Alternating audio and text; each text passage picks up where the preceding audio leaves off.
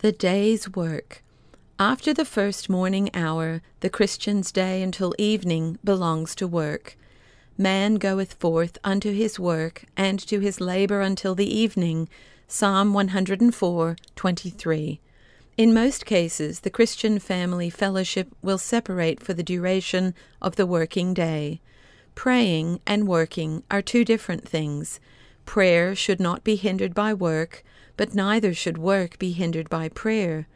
Just as it was God's will that man should work 6 days and rest and make holy day in his presence on the seventh, so it is also God's will that every day should be marked for the Christian by both prayer and work.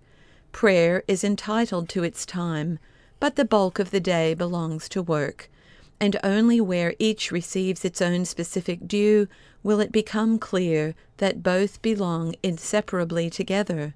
Without the burden and labor of the day, prayer is not prayer, and without prayer, work is not work. This only the Christian knows. Thus, it is precisely in the clear distinction between them that their oneness becomes manifest. Work plunges men into the world of things.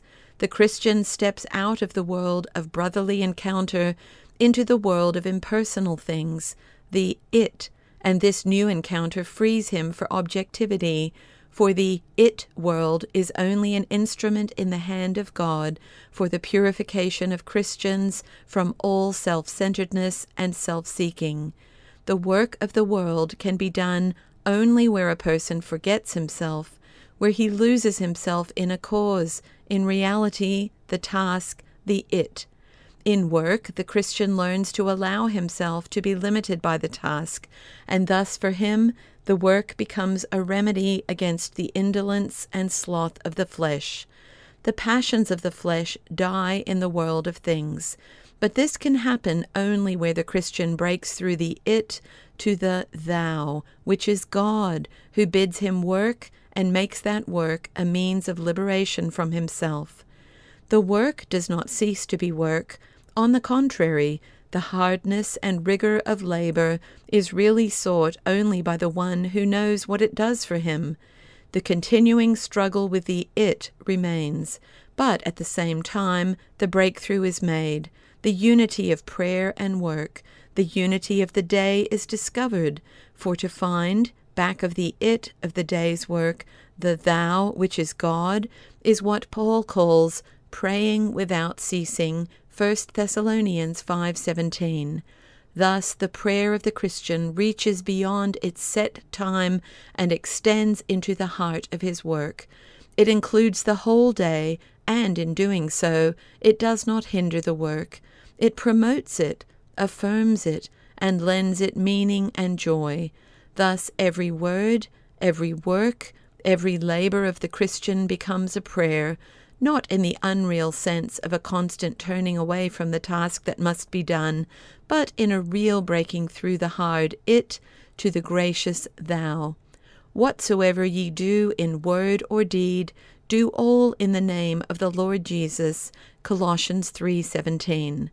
Then, from this achieved unity of the day, the whole day acquires an order and a discipline. These must be sought and found in the morning prayer, and in work they will be maintained. The prayer of the morning will determine the day.